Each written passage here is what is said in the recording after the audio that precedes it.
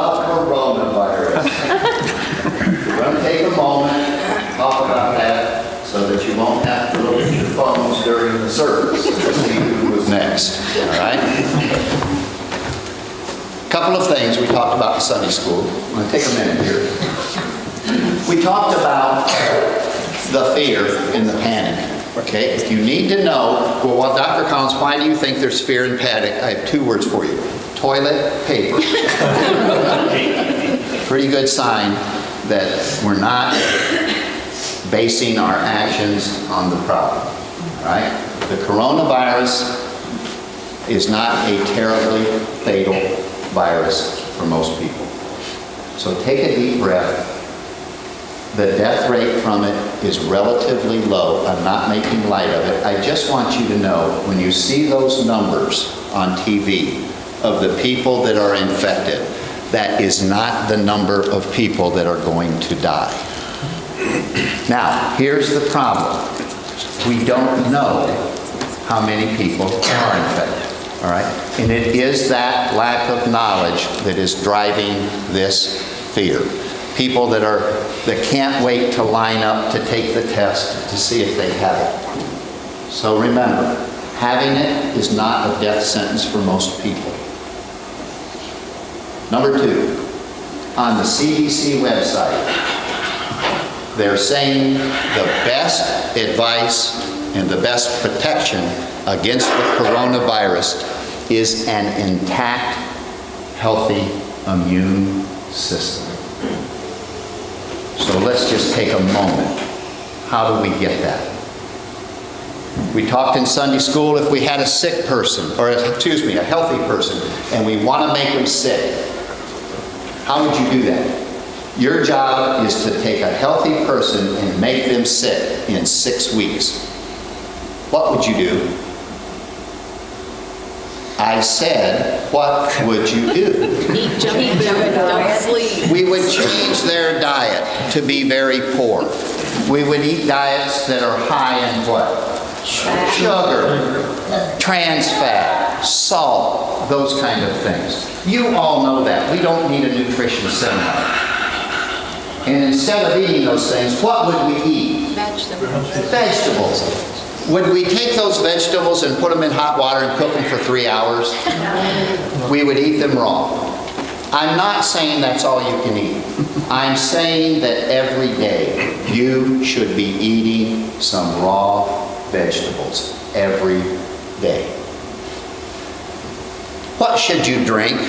Water. Pretty simple. Drink water. Drinking fruit juice is not the answer. It's too much fructose and it's too much sugar. Don't do it. Drink water. Now, besides diet, how are you going to make the sick person healthy? Exercise. I'm sorry, the healthy person sick. Excuse me. What was it? Don't let them sleep. Don't let them sleep. All of those other people out there are sleeping this morning because they canceled church, but we're up.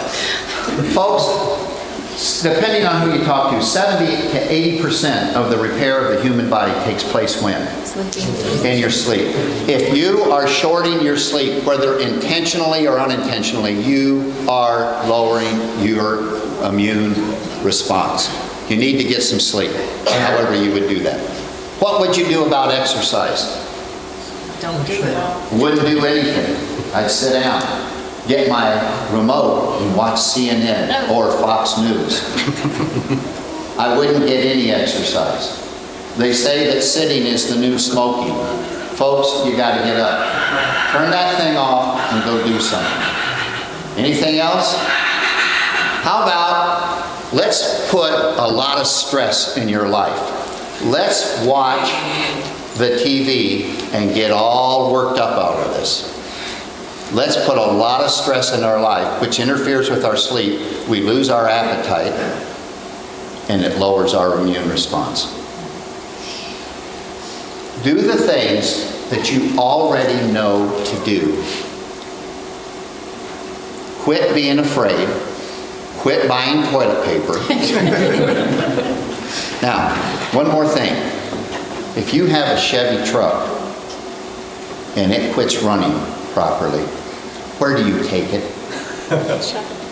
take it to the Chevy garage. If you have